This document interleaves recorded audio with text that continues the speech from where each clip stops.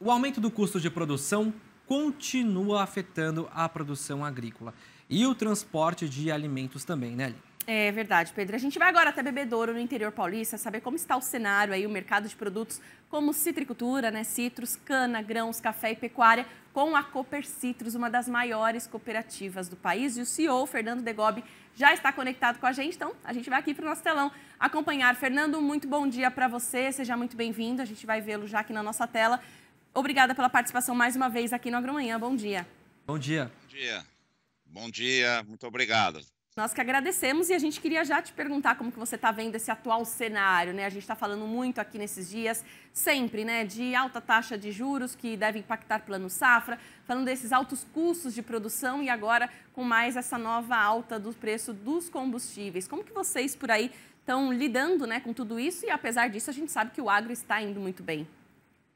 Bom, a gente sabe que a atividade agrícola, ela teve um incremento muito forte de mecanização. A gente tem bastante cana, na nossa região, no estado de São Paulo, Minas Gerais e Goiás também, e é um processo que usa muita máquina para o corte, para o transbordamento, transporte, e o diesel, ele tem um impacto muito forte nos custos de produção.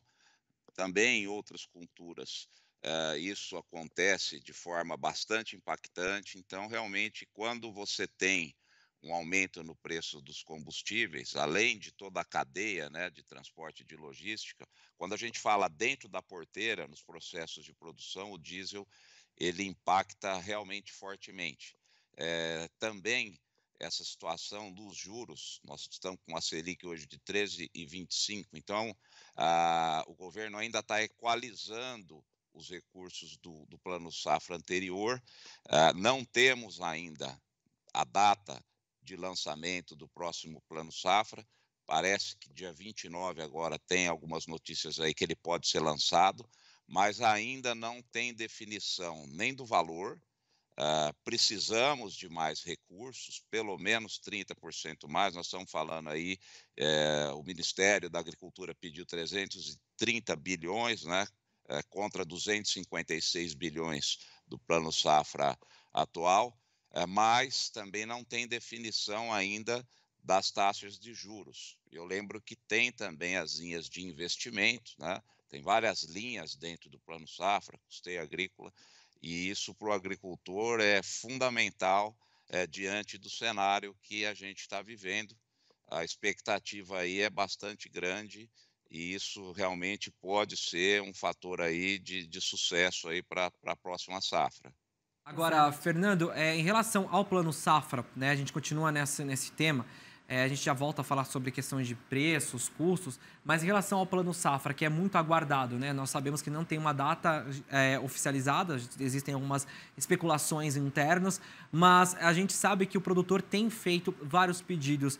Em relação à Cooper Citrus, o que vocês estão vendo de relação às demandas dos produtores para vocês e o que vocês estão vendo de principal apelo neste momento para o Brasil continuar seguindo, tendo esses números, né, impressionantes que o agronegócio tem registrado e, obviamente, trazendo mais divisas ao país? Bom, nós tivemos um aumento de todos os insumos agrícolas. Tem impacto de cadeia logística, tivemos ainda consequências do impacto da pandemia, agora impactos da guerra que está acontecendo lá na Ucrânia, e isso realmente afeta demais os custos dos fertilizantes, de alguns defensivos e também das máquinas. Então, se você considerar que para comprar a mesma tonelada de adubo, os mesmos quilolitros de defensivo, a mesma máquina que você comprava no passado, você tem aumentos aí médios de até 40%, 50% em algumas linhas, o produtor vai precisar de mais dinheiro para os custos de produção. Então, isso é uma conta fácil de fazer, ela é muito lógica e a gente precisaria, então, de mais recursos. A cooperativa opera, hoje ela tem 38 mil associados. Lembro que mais de 80% desse quadro de associados, de cooperados, é produtor de pequena e média escala. Então, são produtores realmente que precisam de apoio para produzir. A agricultura é muito diversificada nessa região, tem, além das culturas principais, tem muito HF também, tem muita área de pequenos produtores com café, com citros, são mais de 3.000 associados, cuja principal atividade também é a citricultura. Então, quando a gente olha esse cenário, é natural de que vai se precisar de mais dinheiro. E aí, quando você pensa também em linhas de investimento, que é para comprar máquina, infraestrutura, silo, projetos de irrigação, são linhas que vão até 10 anos de financiamento, e olhar para uma Selic de 13,25, a gente sabe que esse patamar de juros, se for projetado para frente, ele é inviável. É uma taxa muito elevada, a gente está num momento muito complicado com relação a isso. Então, é uma discussão, várias partes estão envolvidas aí, a gente vê o Ministério da Agricultura bastante envolvido, negociando ainda, talvez até por isso não tenhamos ainda uma definição, né? Porque realmente é um momento que exige essa dedicação e esse esforço de todas as partes. É verdade. E agora, Fernando, a representatividade de vocês, como você disse, é enorme, né? Na região, 38.000 associados. E vocês têm uma linha de financiamento da Copercitrus para ajudar os produtores também, investimentos em máquinas, implementos, né? E isso é importantíssimo também para ajudar nesse desenvolvimento dos produtores cada vez mais. Então, eu queria, para a gente encerrar, um comentário seu a respeito disso, como tem sido esse tipo de negócio, né? O modelo de negócios da Copercitrus com os seus associados.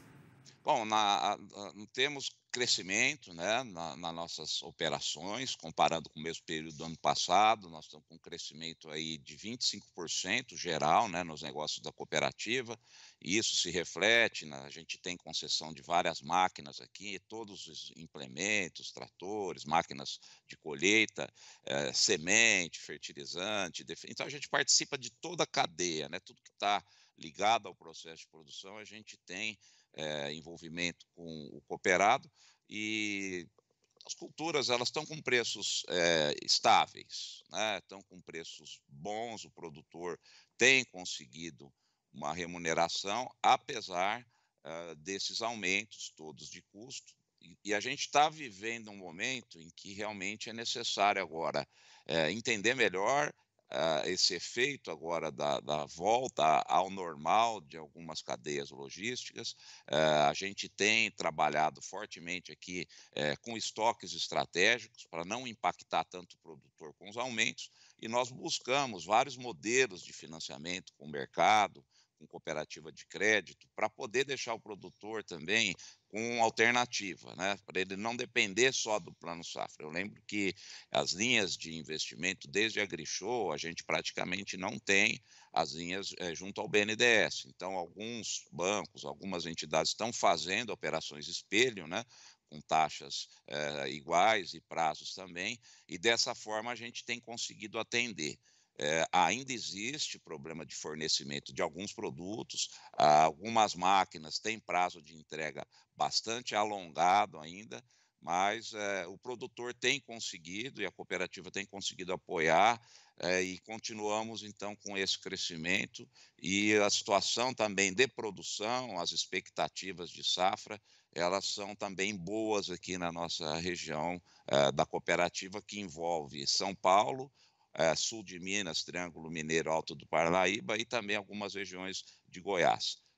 Aí, perfeito. Fernando, muito obrigada, viu, por compartilhar com a gente. Fernando, que vai participar na semana que vem do Encontro Nacional das Cooperativas Agropecuárias, o ENCA, em Campinas. Lá vai ter presidentes de grandes cooperativas para falar sobre esse cenário atual que o Fernando já trouxe aqui um pouco para a gente. Então, muito obrigada pela participação. Ótimo dia para você e até a próxima. Obrigado, bom dia a todos. Obrigada.